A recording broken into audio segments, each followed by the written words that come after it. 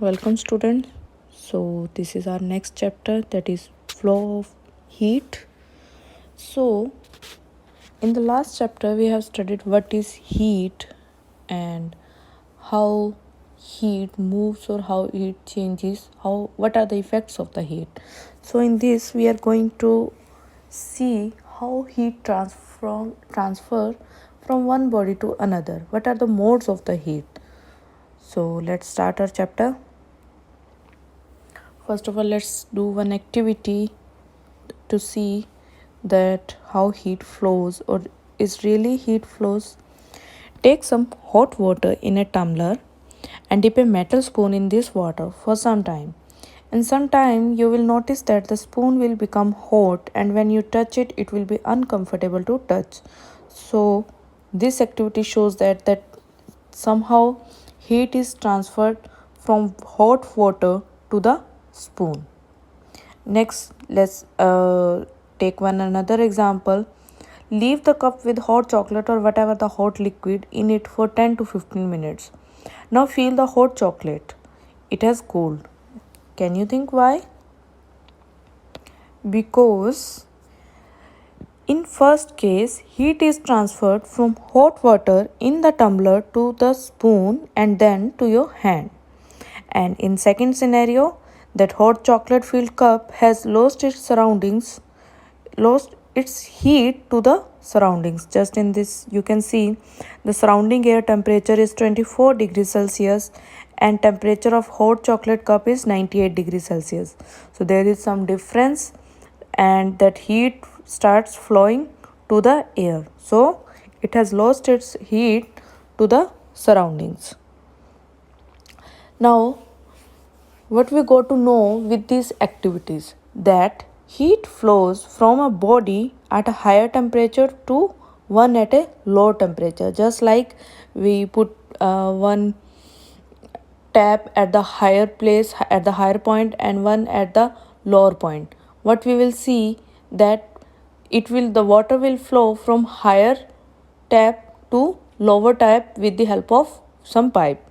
So heat flows due to three modes, that is conduction, convection and radiation. We will study the conduction, convection and radiation in deep. So these are three methods due to which the heat transfers or with the help of which the heat transfers. So first let's study conduction. Take an iron rod about 25 centimeter long. So we are going to perform one activity to find what exactly the conduction is.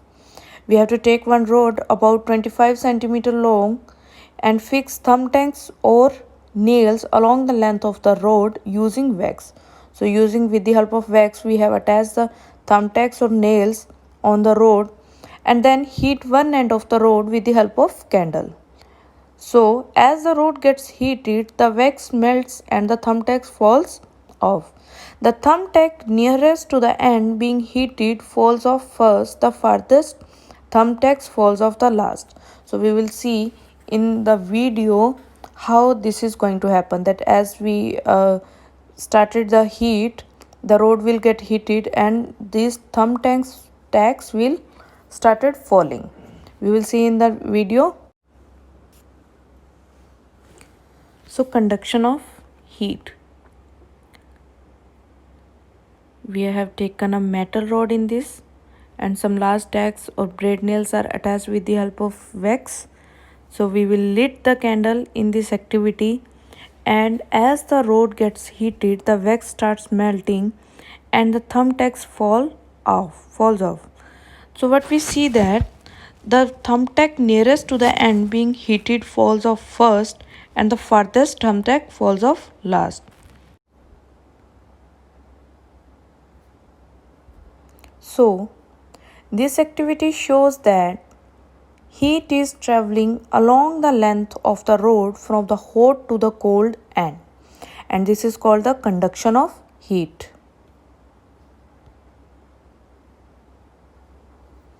Now what we got to know about conduction. So conduction is a process of transfer of heat in which heat travels from molecule to molecule from the hot end towards the cold end. The molecules themselves do not travel from one end to the other. Actually what happens is, when we have studied that in the last chapter, that when we heat any substance, their molecule starts vibrating faster.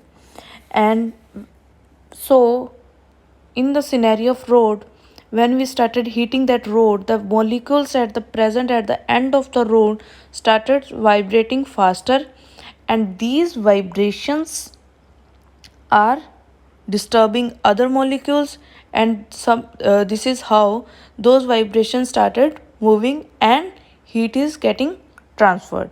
So in this way, the vibration and hence the heat gets transferred from hot end to cold end. So in these pictures I have shown how heat flows.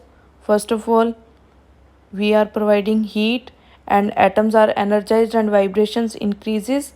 So here the vibrations started increasing, and these vibrations reaches to other, disturbs other molecules, and those vibrations started faster and faster, and this is how the vibration spread through the material, and that material gets heated and heat is transferred from one body to another.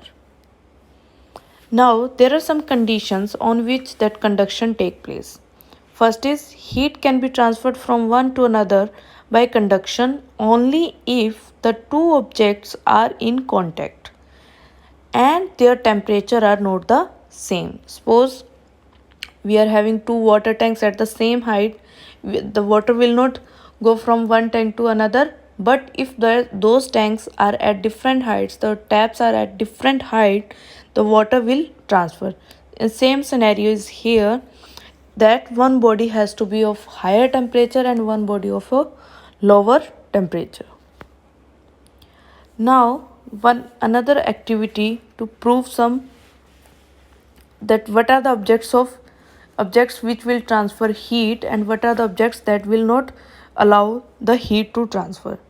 So we have to take some hot water in a tumbler and then take a steel spoon, a glass rod and a plastic scale, a wooden stick and a piece of thick copper wire. Now we are going to dip and one end of all these in the hot water. Then wait for 2 to 3 minutes. Then touch the other end of each article with your finger. What you will get to know, that only steel spoon and a piece of thick copper wire will be heated and uncomfortable to touch, while others are don't get heated. What happens here? Let's know. So the materials which allow heat to be conducted through them easily are called good conductors of heat. Metals, almost all metals are the good conductors. Metals such as iron, copper, silver, aluminium. And materials which do not allow heat to be conducted through them easily are called bad conductors. For example, wood, plastic and glass are insulators. So what happens in this activity? So steel spoon is made up of a metal, so it is a good conductor and it helps in the transfer of heat, and that copper wire is also gets heated. But the glass rod, plastic scale and wooden stick, which are the bad conductor of heat, that is which do not allow the heat to transfer, that's why they don't get heated. So there are some points, that most liquids are bad conductors of heat. There is one exception, that is mercury, which is a good conductor of heat. That is why we used to put mercury as a liquid in the thermometer. It shows a slight heating and it shows us the temperature. And all gases including air are the bad conductors of heat. So there are some uses we can put into some use of good conductors and bad conductors. The good conductors are used wherever we want heat to be transferred fast. Likewise, while cooking, So we use cooking utensils made of brass, copper, steel, which are good conductors of heat. And bad conductors or insulators are used wherever we don't want heat to be transferred fast. For example, handles of cooking utensils, because if they are made of if they are made up of good conductors of heat, they will also get heated and we won't able to pick them up while they are heated. So the handles of cooking utensils, plastics, they are the bad conductors. Some other examples are woolen cloths, two thin blankets that are layered together so air gets trapped in between them, and which helps us to keep, as layer is the bad conductor of heat and it helps us to give us extra warmth and protection from cold. Jute cloth used in oven gloves and covering ice which prevent it from melting. Like we cover ice with a jute cloth to prevent it from gaining heat from the surrounding and melting. There are some other examples like refrigerators have double walls. So there are a number of examples at which we use bad conductors and good conductors of heat into good use. So thank you. Your conduction is covered in this segment. In the next segment, we will cover convection, and in another segment, we will cover radiation. Thank you. Thank you for listening.